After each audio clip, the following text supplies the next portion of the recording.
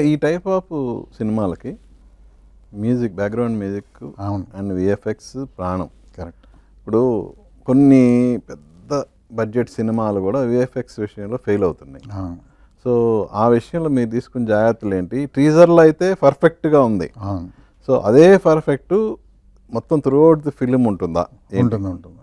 అంటే బేసికల్గా సాధ్యమైనంతకు మనం విఎఫ్ఎక్స్ గ్రాఫిక్స్ పోకుండానే మనం మెకానికల్గా ఫిజికల్గా ఏం చేయగలం అది చేసాం. మాకు వచ్చిన కన్సల్టెంట్ కూడా అదే చెప్తున్నాడు. మీరు మేమేదో చేస్తాం అనుకోమాకండి, మీరు ఏం చేయగలరు అది ఇక్కడ చేసేయండి. మాకు తక్కువ జాబు, ఎంత తక్కువ జాబు ఇచ్చి పెడితే మీకు అంత సేఫ్టీ. వాళ్ళు ఏంటో సెకండ్లో వేస్తారు డబ్బులు, నాకు అర్థం కాదు. మరి ఇదొక మాఫియా అయిపోయింది. మొన్న వేరే ప్రొడ్యూసర్ పెద్ద ఆయన కూడా అంటున్నారు, ఈ విఎఫ్ఎక్స్ మాఫియా మనకు అర్థం కావట్లా, సినిమా అంతా తీసింది వీళ్ళతోటి వీళ్ళు ఎక్కువ టైం తినేస్తున్నారు.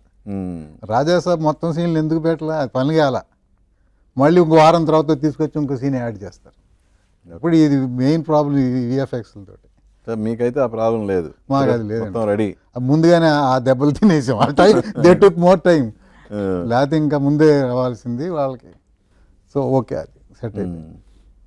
అంటే మనకి ఎడిటర్ కూడా హనుమాన్ సినిమా చేసిన అతను సాయిబాబా. ఓకే. తర్వాత అతను కూడా ఎక్స్పీరియన్స్డ్.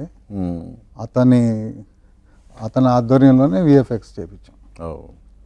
బాగానే వచ్చింది. సో సినిమాలో ఈ ఫ్యామిలీని కాపాడే క్యారెక్టర్ ఎలా? అది ఎందుకు ఇంత తపన అది ఫైండ్ అవుట్ చేయాలని? లేదు లేదు, అలాంటిది ఏమో. I think it is not, అంటే ఇక్కడ కాపాడేది అండ్ అటాక్ చేసేది అలాంటి హారర్ కన్నా it is more like this thing, war between two world's.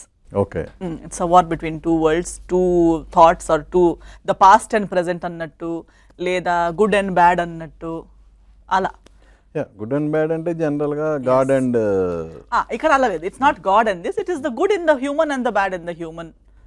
Maybe it can be the greed and ala. So ఏదో ఒక feeling, two kinds of feelings, people with two kinds of characters are clashing against each other.